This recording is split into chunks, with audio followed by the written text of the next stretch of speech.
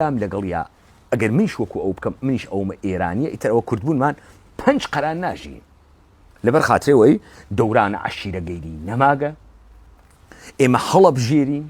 کۆمەڵگای دەستکرد دروستەکەین ناسنامەی دەستکرد لە خۆمانە دێن ئێستا من ئێشێ بەرژەوەندی ئێران پارێزم ئەو بەرژەوەندی تورکیا پارێزی دوژمنی یەکترین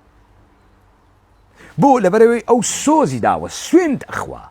بە ئاڵای تورکیە بە یاسای تورکیە کە خیانەت بەو خەڵکە نەکا توش بە هەماشەوە لێران هەمان تکاتە کورد فەوتە کورد وەکو چەمکە فەوتێ کورد چ بە شێوەی قەومی ئەفەوتێ چ بە شێوەی نەتەوەی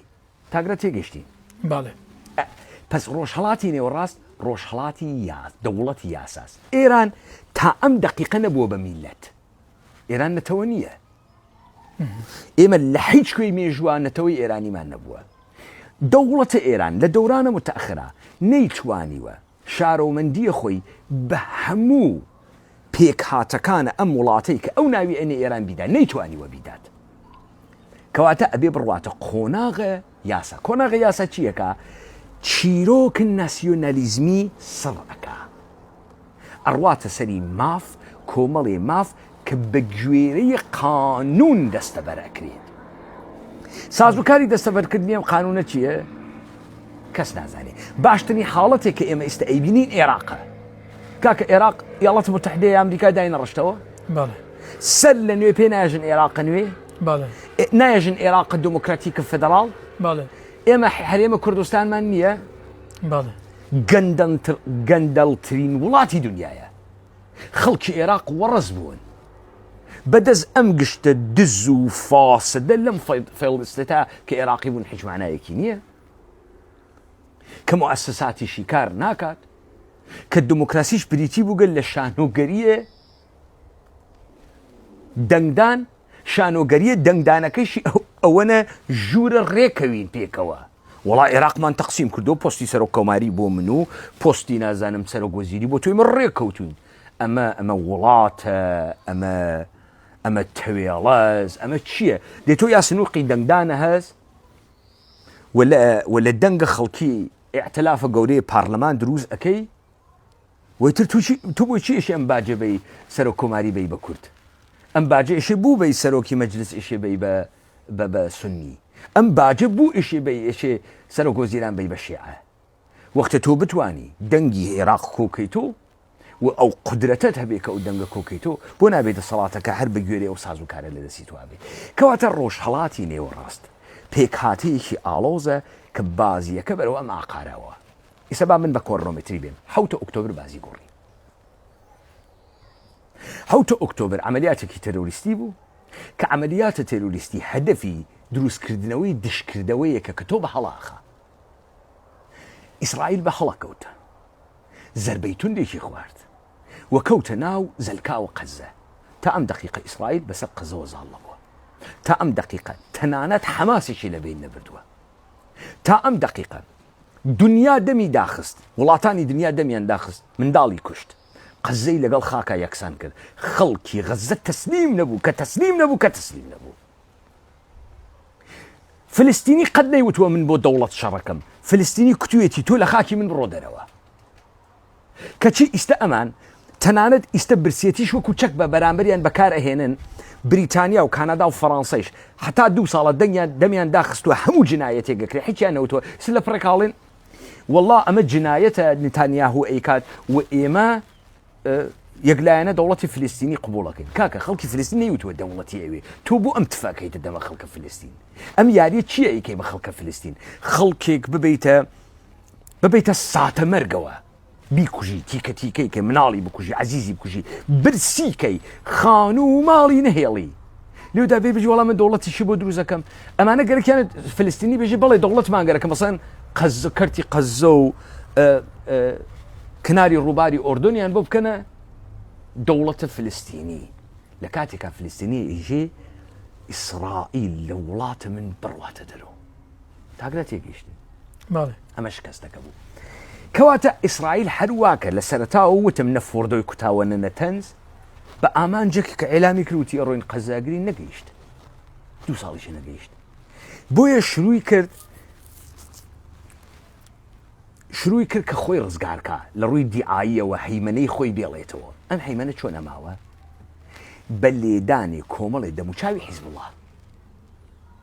حیزب الله کێیە؟ حیزب الله دەستکردی دەستی ئێران بوو. بزانە دانان و بنیادنانە هەر گروپێ سەرەتا پارەی گەرەکە، پارەیەکی سەرەتایی گەرەکە. ڕاکەفلەر میلیاردەرێکی ئەمریکایی بوو، نەقڵە من نەمبیستووە لە خۆی، بەڵام بیستومە لە خەڵکی. کەڵێن لە ڕاکەفلەریان پرسی کاکە تۆ ئەم میلیارد دۆلارە لەکوێ هاورد؟ ئەڵێ ئەڵێ قروش بە قروشی بۆتان حسابەکەم تا 1 ملیۆنی سەرەتایی 1 ملیۆنی سەرەتاییتان پێ ناڵێ. مەسئلە 1 ملیۆنی سەرەتاییە.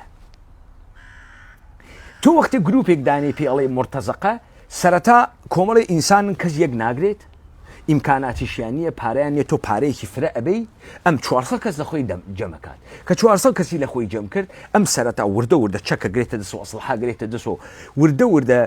ئەبێ بەهێز، کە بوو بەهێز ئیستا ئەو پارە پێیاکە، خۆی پارە پێیاکە، خۆی قاچاقی سیلاحەکە، خۆی گومرکات ئەگرێ، خۆی قاچاقی سێکس ئەکا، خۆی قاچاقی مەوادی مخدر ئەکا، خۆی سەرانە ئەسێنێ، ئیستا خۆی پارە پەیداکە، ئیستا ئەو پوڵەدا بە ئێران، نە ئێران پوڵ بابە ئەو. وەکو ئەوانەی عێراق، ئەوانەی عێراق پوڵە دەن و ئێران پوڵ ناداوە ئەوان. ئێستا وایە بەڵێ. نانە هەر وایە، ئەقڵیەتەکە وایە، بەڵام سەرە پەتوا لە دەسکیا. حەسەن نەسڕڵڵاه نە مەسیح بوو، حەسەن نەسڕڵڵاه نە چێگووارا بوو، حەسەن نەسڕڵڵاه نە مارشال ڕۆمێل بوو، حەسەن نەسڕڵڵاه کارمەندێک بوو، تێ هەڵدریادێک. ئێمە کاکەگیان نینە دنیای فەردیەتە، ئێمە وانە دنیای سیستەمە. تەمامی ئەوانەی پسپۆڕن و متفەکرن و قسەکەن لە تەلەڤیزیۆن نەش دنیای سیستەمە. حیزب الله سیستەمە کاکە، سیستەم مهرەی یا بکوژی لەبەی ناچێت، شخص ئەمرێ بەڵام سیستم نامرێ. کەواتە تۆ 200 نەفەریش لە حیزب الله بکوژی، ئەفغانیژە نان کە باشە، نان خۆر زیادە، نان کە بوێت نان خۆر فرەس. کەواتە تۆ شتێکی عەجیب و غەریب و بەناوە حەسەن نەسڕڵڵاه کوشتگەمە هەر هوش تەلەڤیزیۆنیە. وەگەنە تۆ بڕاحەتیە توانی پێپەتیەکی تری شیعی لوبنانی بێری پێبێژی تۆ سەرۆکە حیزب الله بە ئەویش هەمان کارەکە، بە دەستور هەمان کارەکە، وانە؟ بەڵێ. تاگرە تێگەیشتین لەیەکتری. کەواتە لەگراوتیان وای ئیسرائیل سەرکەوت بەسەر حیزب الله. لە ئەسڵا ئەمە جمهوریە ئیسلامیە، تەکە ئیسرائیل و ئەمریکا بەیەک و قەرارە ئیسرائیل لەم منجەلاوە دەربێنن. جمهوری ئیسلامیش کە نەیتوانی دەمامەکە خۆی و قۆناغە سێی خۆی بە شێوەی شانۆگەریە ڕاپەڕینە خەڵکی بباتە پێشەوە، ئیستا دەرفەتی بۆ خوڵقا بە هاوکاریە ئەمریکا و ئیسرائیل لە شەڕێکی شانۆگەرانە ئەم دەمامەکە بگۆڕێت. جا ئیستا ئێمە لە حیزب اللهوە تێن بۆ سووریا یەکەم ئەزموونی دەوڵەتی نوێ و ڕۆژهەڵاتی نێوەڕاستە. ئەمەی کە خەڵک شک بۆ ئەحمەد شەرع لەکوێ هات. ئەحمەد شەرع لە ئیدلیبەوە ئاموزشیاندا، تەعلیمیاندا، دەوڵەتیان بۆ دروست کرد، لەبەرەوەی ئەزمونە عێراقیان بوو، ئەزمونە ئەفغانستانیان بوو. یەکسەرە بیقۆزنەوە هەمان چت کرد لە ئیدلیب هەیە لە دەمەشق جێبەجێ بکە. ئەحمەد شەرع بە دوو چەقانە لە پێش چاوی 150,000 نەفەر هێزە یەپەگە بوو بە فاتحی دەمەشق. لە کاتێکە یەپەگە قەسەدە ئیدعا ئەکا سووریت، کە من ئیدعام کرد سووریم، کەس لە خۆم بە سووریتر نازانم، کە من ئیدعام کرد سووریم، ماتڵ نیم کەس دعوەتم کا بڕۆم بۆ دەمەشق، خۆم ئەچم بۆ دەمەشق. ئەوەی ئەحمەد شەرع کردی قەسەدەی توانی بیکە؟ زۆر بە باشی توانی بیکە. ئەمریکاشی لەگەڵ نەبووایە با 5,000 نەفەری بدایە بەکوشت، مەگەر بیسی نەدا بەکوشت لەگەڵ داعشە بەناو داعش، با 5 بایە بەکوشت. بۆ نەیکرد؟ لەبەرەوەی دەستکردن کاکە گیان، ئەمانە گشتی دەستکردن، هیچ شۆڕشی کوردی نییە، دەستکردن ئەمانە. بزانە تۆ قوربانی نەدەی لە ساتە وەختە مێژوویە وە ژیرانە حرەکەت نەکەی. من ناڵێم جودایی خوازنیم، من ناڵێم دەوڵەت دروست ناکە، من سووریم، من پێش لە هەموو حەڕامە کردم و حڕە سووری. من نەم ئەهێشت ئەحمەد شەرع بە تەنها ئەو ڕسمە بگرێت کە دەمەشقی گرتووە، نەمەهێشت. ئەگەر 5,000 نەفەریشم بدایە بەکوشت لەبەرەوەی قوولەکە هەڵسێ، نەمەهێشت ئەحمەد شەرع ببێ بە حاکمی بلا منازعی سووریە. کێ ئەسەدی ڕۆخان بنەماڵی ئەسەدی ڕۆخان دوای 50 ساڵ؟ کێ ڕۆخانی؟ ئەحمەد شەرع. کەس خۆی نەی ڕۆخاند. بزانە لەبەرەوەی لە ئەهمیەتی ئەم ڕستەیە کە من وتم تێ بگەین ئەمە سەکە ئەزانی ئەگەر ئێمە وا فەرزکەین ئەمریکا گەرێکێکی جمهوری ئیسلامی بخاو ئیسرائیل گەرێکی بیخە وا فەرزکەین بەڵێ فەزڵی ڕۆخانی جمهوری ئیسلامی بە کێ ئەدرێ بە ئەمریکا و ئیسرائیل وای بە یەک ئێرانی نادرێ بە یەک سازمان و ڕێکخراوە ئۆپۆزیسیۆنی ئێرانی نادرێ بە یەک شۆڕژگێڕ و خەباتکاری ئێرانی نادرێ یەک ئێرانی ناتوانێت ئیدعا بکات بێژێت من جمهوری ئیسلامیم ڕۆخاند ناتوانێت ئیدعا بکات بێژێ من گەرەک بە بەسەر ئێران و حکوومەت بکەم حەقم هەیە بەسەر ئێران و حکوومەت بکەم چون جمهوری ئیسلامی من خستم ناتوانێت هەر کەسێک لە ئێرانەوە ئەمریکا و ئیسرائیل بینێنە سەردەسەڵات نەیارانی لە بەرامبەری ئەوێسن و ئێژن تۆ حکوومەتی دەستکردی ئەمریکایت تۆ جاشی ئەژنەبیت و تۆ خارجیت و تۆ هاوردەی خارجیت کەواتە ئەم حرەکەتە کە ئەمریکا و ئیسرائیلەکەن زەربی سفری تەمامی شۆڕشی خەڵکی ئێرانەکە لە بەرامبەر دەوڵەتی ئێرانە هەر کەسی شۆڕژگێڕ بووە ئەمە قوبوڵەکرێ ئەها دێ ئەمە کایەکەیە کەواتە ئیستا تێگەیشتین ئەحمەد شەرع بوو ئەکرێ بە نێرەکەرە سووریە ئیستا کەس ناتوانێت لە سووریە بێژێت لە ئەحمەد شەرع پیاوترە ئەحمەد شەرعێژی من بە شارەسەد بخست ئەوێ هەمان مۆدلێکی وا دروستکردن لە ئێران ناتوانن بۆ ئەو کەسایەتیە ناتوانن لە ئێران دروستکەن کەس ناچێتە ژێری باری ئەو ئەزمونە تازە لە ئێران تکرار ناوێتەوە یقینەمە کۆمەڵێک حیزبی ڕۆژهەڵاتیمانەیە کە هەمویان هەڵگری بڵێ ئۆپۆزیسیۆن بوون و ئەوان ناتوان سوود لەوانە وەربگرن هۆکارەکەی چییە؟ هۆکارەکەی تێنەگەیشتن لە ئێران نەموت فاروق ڕەفیقێژی ئێمە ئێران ناناسین نەموت ئەم گفتوگۆی ئێمە ئەها خەریکە درێژ ئەبێتەوە بزانە ئەگەر ئێمە تێگەیشتن کەواتە ئێمە زانیمان ئەحمەد شەرع حاکمی سووریە تەواو بوو بەچی زانیمان بەوەی کە ئیفتخاری ڕۆخاندنی ئەسەدیاندا بە ئەحمەد شەرع تاگرە تێگەیشتین ئێران سووریەی دا بەدەستەوە ئێران هاوکار بوو من هەر ئەو ڕۆژی ئەوڵە دیبەیتەکانم هەست مەرجم دانێ بۆ ئێرە وتم زۆر پێ ناخۆش بوو کاکی جان ئێژێ یەز دوورە خۆگەز نزیکە وانە باڵێ ئەم سووریە شێویاگە لە ناوە ئەم گشتە شەڕە ئیستا یەک دەموچاوی واتیە ناوی ئەحمەد شەرعە تەروریکەن یەک فیشەکی لێ بن میکوژنتەوە ڕوو بە پەکەکەی شوتم یەک تۆ ڕازەکەی تۆ کۆیلە نیت تۆ دەستکرد نیت یەکێک لەو ژنانەی ژن ژیان ئازادیت نەڕواتە ژێری باری ئەم چەتەی داعشیە ئەم ژن کوژە پیسە ئەم سەلەفی جیهادیە دەبا یەکێکیان ڕاست بکات و ژن ژینۆلۆژی ئازادی وێ بڕوام کابرا بکوژێ مەگەر ئێوە قەناس بەدەستی کچتان نیشان نەداتان و 140 داعشی کوشتووە دەبا بڕوا ئەمیش لەسەری بۆ ئەحمەد شەرع تەرۆر ئاسان نەبوو لە سووریە ئەحمەد شەرع تەرۆرکەی زۆر ئاسانە لە وڵاتێکی 14 ساڵ 15 ساڵە شەڕی ناوخۆی تایە لە سووریەیە کە ژەڵاژاوە ئەلەوی دوژمنێتی ها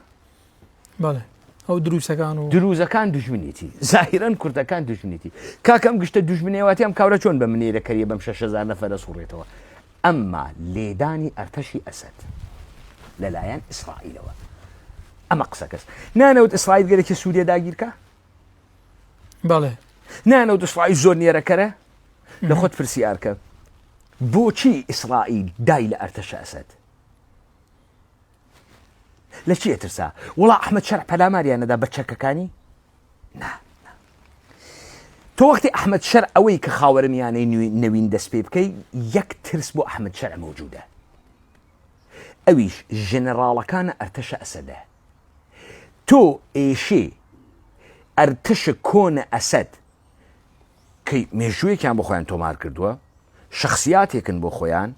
فەرمانیان ئەڕوا کەسایەتیان هەست تەفر و توونایکەی ئیسرائیل ئەرتەشی بەسار ئەسەد و باقیماندەی ئەرتەشە بەسار ئەسەدی بۆ ئەحمەد شەرع لەبەین برد تا ئینقلابی سەربازی بەسەر ئەحمەد شەرعەوە نەکرێت نەکرێت پس تا ئێستا تێگەیشتین بازیەکە تا لە ڕوانگەی منەوە بەرەو کوێ ئەڕوا ئێستاگە پێمان بڵێ ئێران بەرەو چێ ئەڕوا ئەم یاریە تا چێ ئەڕوات ئەنجامەکەی چۆنە بێ ئەها ئێستا من حکومەکە بدەم و پاشان تەوزیح بەم لەسەری ئەمە هاوکاریە خامنەئی و بەیتە ڕەحبەری لەگەڵ ئیسرائیل و لەگەڵ ئەمریکا بوو بۆ گۆڕینی دەمامەکی ئێران لە چەشنی ئەمەلیاتێکی جەڕاحی چی پێژنەوەی کە نەشتەرگەری نەشتەرگەریەک وەکو دەرهاوێشتنی قودەیەکی سەرەتانی بە ناوی جمهوری ئیسلامی ڕووکەشەکەی بگۆڕی ما بەقی دەست نەخوا. ئەمە خواستیانە؟ ئەمە خواستیان بوو و خواستیانە. ئێستا بەڕێی تۆ ئەم خواستە لە کیسووە لە دەستووە چاوەڕێ ئەوە کرا کە ئەم وشەکانی ئێستا بەر ئیسرائیلەکەوێ ئەو هەموو کارەساتە دروستکات و بە پێچەوانەوە بۆردومانەکانی ئیسرائیل ئەو زەرروزیانە کە باسەکری ئەمانە بخاتەوە؟ نه، ئەمە چاوەڕوان نەکریا بە بڕوای من لە ڕوانگەی ئەوانەوە زۆر بە ڕوونیش دیارە. ئەمان چۆن بەرنامەکان تەڕاحی کردو تۆ چۆن ئەمەزانی لە شێوەی دەستوەشاندنەکە. بەڵێ شێوەی دەستوەشاندنەکە چۆن بوو؟ لە پڕێکا وتیان ئیسرائیل پەلاماری ئێرانیدا، لە پڕێکا ئیسرائیل ئەعلامی کرد 20 فەرماندەی نظامی باڵای سەرۆک ئەرکانی ئەرتەشی ئێران و سوپای پازارانم کوشتووە. ئێران دانە خستیە دەر، تۆزێ پەشۆکا و حەپۆسا و عەلی خامنەیی دەنگی هاوردە خوار و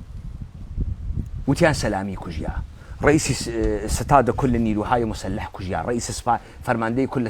سپای پاسداران کوژیا، فەرماندەی هەوافەزا کوژیا و کەسانێکی تر کە ئێوە بیستان. ئەمانە چەندین ساڵە کارەکەن لەو ژنجیان ئازادی و ئێران ژیان خراپە و پارە نییە و خەڵک برسیە و خەڵک ڕائەپەڕێ و ئەم کۆمەڵە شانۆگەریتانە گشتی دی و هەر ترسان و هەر نەیانتوانی.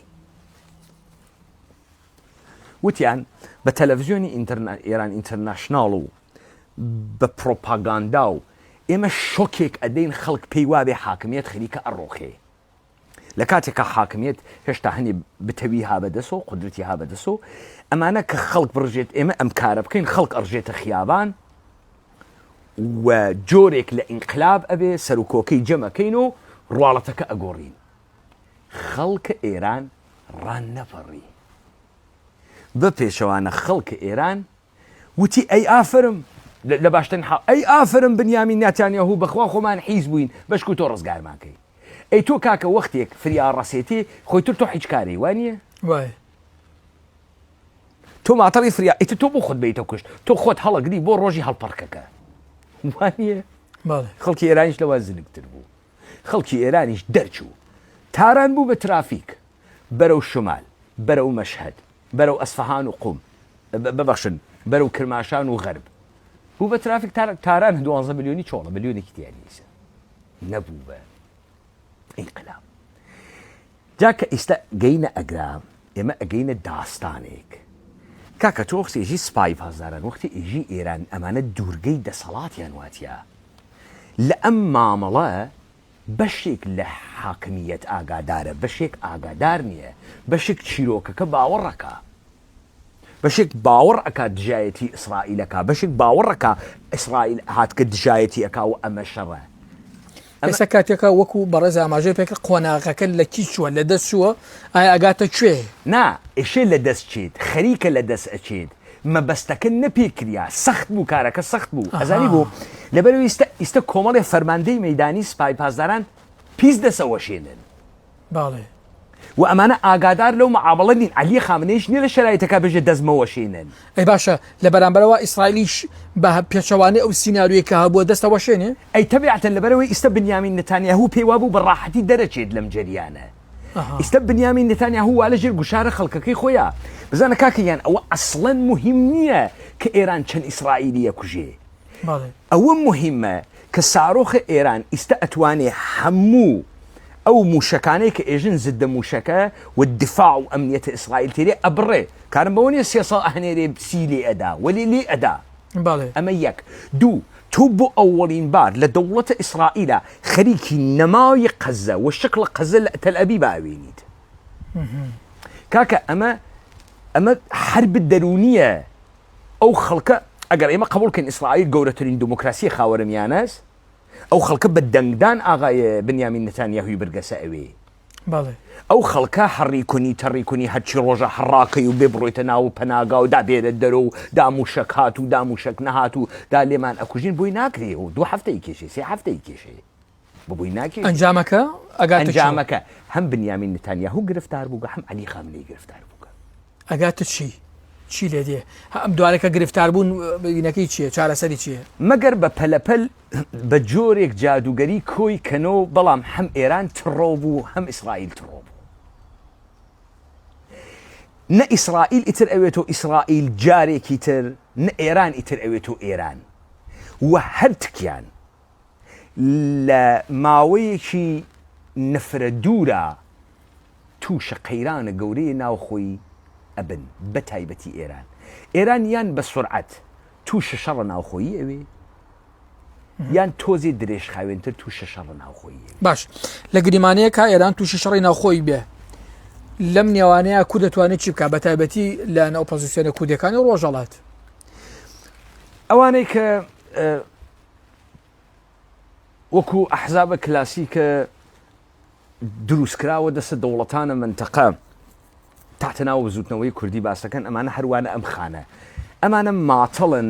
ڕووداوەکەی ساڵی 91 تکرار بوێتەوە لە باشترین حاڵەتە یعنی ئەگەر نیەتیان پاک بێ ئەگەر ئێمە پێمان وابێ بەڕاستی شۆڕژگێڕن ماتەڵن ئەمریکا بۆ ینی بخا باهیان بکات شتێکی وەکو دەوڵەتی عێراقیان بۆ دروستکە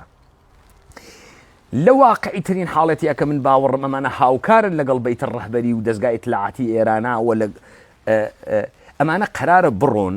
ئەم ڕواڵەتە جەدیدە کە بۆ ئێرانی دروستەکەن وەکو پەکەکە مۆریکن بۆیان حەچیشیان پێ نادەن بە حیچ کوێژ ناگەن حیچیش نین بۆیە ئێستا کەوتکنە هاش و هوشکردن لە ئەگەرە شەڕە ناوخۆیە حتمما تەلاشە خۆیان ئەکەن ئەمانیش کۆمەڵی چەکومەک بگنە دەست و جێگەی کۆنتترۆلکەن ئەمانە ساڵە 57 نەیانتوانی ئەو کارە بکەن ساڵە 57 ئێران ئەم هێزەی نەبوو باڵێ ئەم حەشیمەتەیشی نەبوو ئەمان ساڵی 57 تازە دوای 22 بەهمەنی 57 بێدەسەڵاتی و خەلەی قودرەت کەوتە ئێران ئەمانە لە ئارمانی ترین شرایطە نەیانتوانی بۆ نەیان کرد 10,000 نەفریشیان لەگەڵا بێ ببەخشن لە تەمامی جەمعیەتی کوردستان ئێران 10,000 نەفریشیان لەگەڵا بێ بەهێزی شاراوە و بەهێزی دەرەوە نەیانتوانی و نەیشیانتوانی یەک شار کۆنتترۆلکەن پاشان ئامانجەکانە ئەمان تەواو بوو ئەمان چه ئامانجێکیان بوو باسی چیان نەکرد باسی زوانی کوردیان نەکرد دەوڵەتە ئێران داگیسی باسی هەڵپەڕکەی کوردیان نەکرد دەوڵەتە ئێران خۆی لەوان خاستریەکە باسی سەرڕووتی و قاچپەتی ژن نەکەن ئیستر لە کاتی عەلی خامنەیە ژن کەس ڕووسەری بەسەرەوە نییە لە ئێرانە گشتی سفورە گەڕێوەکە ئوروپا کەواتە ئەم خەڵکە کە یوتۆپیایەکیان پێ ئەفرۆشت هەموو شتێکی ئەزمون کردووە بۆی خۆی ناداتە بەرەفیشێک ئەگەر ببێ بە شەڕە ناوخۆی ئەوەی ئەیباتەوە ئەوەیە کە خاوەنی تێکستە و تەکستی شۆڕژگێڕیە ئەوەی کە خاوەنە فرموڵە و ئەتوانێت لە ڕۆژەڵاتە لە بڵێن ڕۆژەڵاتی کوردستان کێ هەیە خاوەنی ئەمە بێ تا تۆ حیزب ڕۆژەڵاتەکانێ بە شوێنی لە جۆرەکان بێتوانە و لاواز و نیشاندا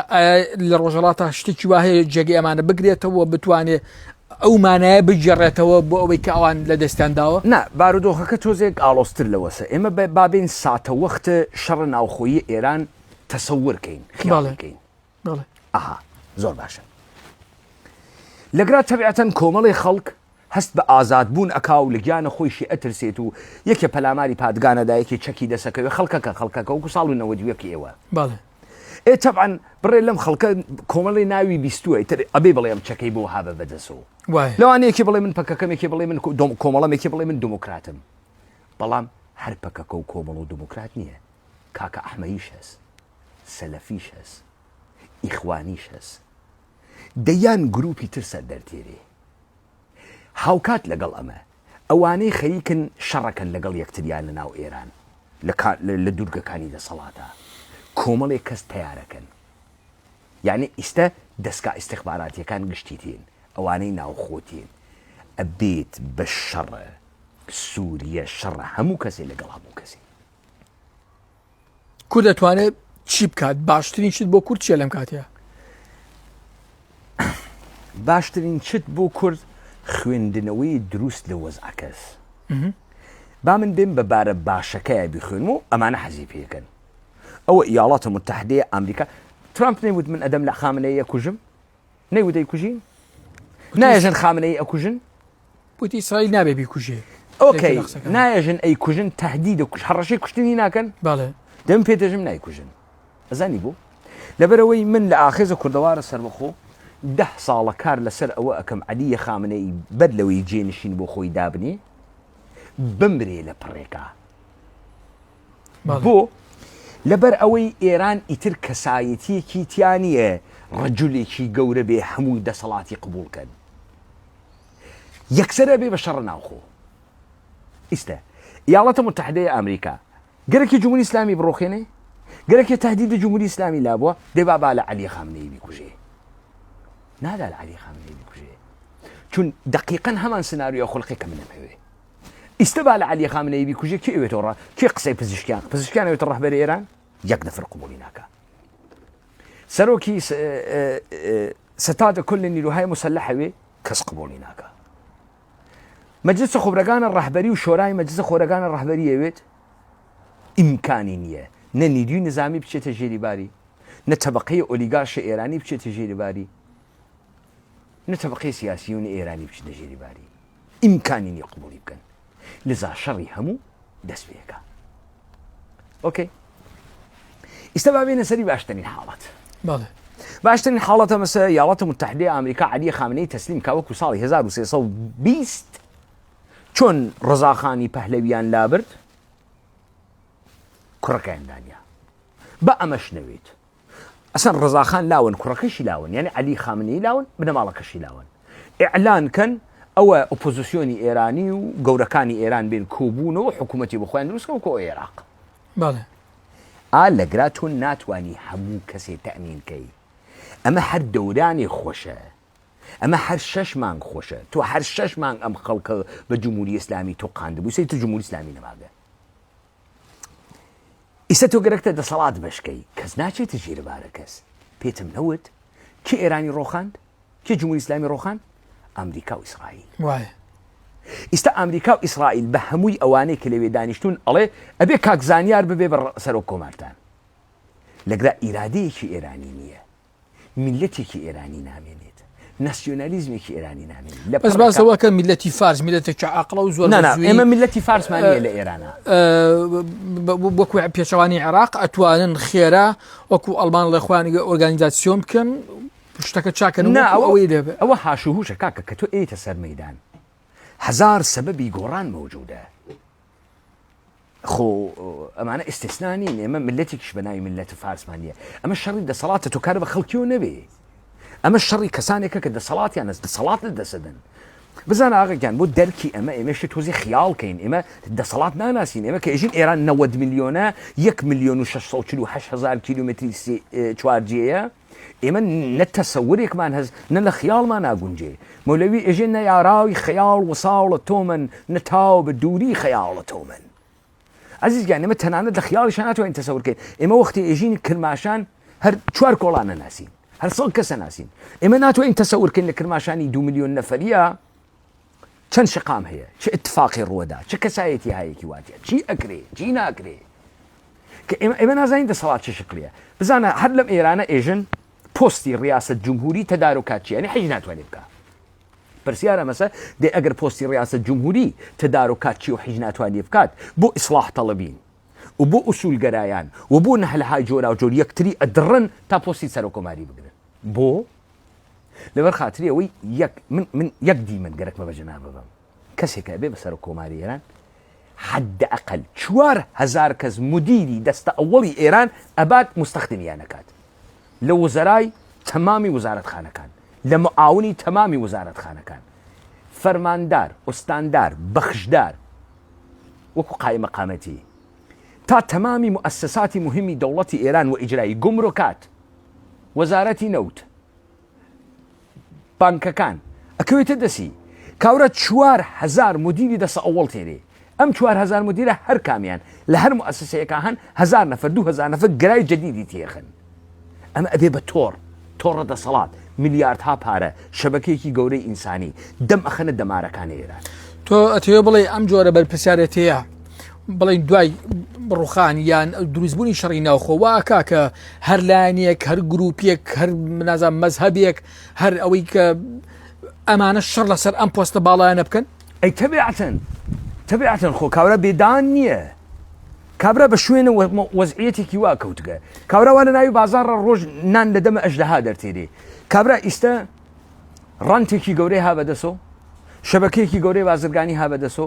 پارەیەکی گەورە ها بەدەسۆ ئێمەش نازانین چێن هۆڵدینگ های گەورە گەورەیان ها بەدەسۆ قاچاقی فڵانیان ها بەدەسۆ گۆمرەکاتی فڵانیان ها بەدەسۆ کابرا بەچی ئەمە بەرەدا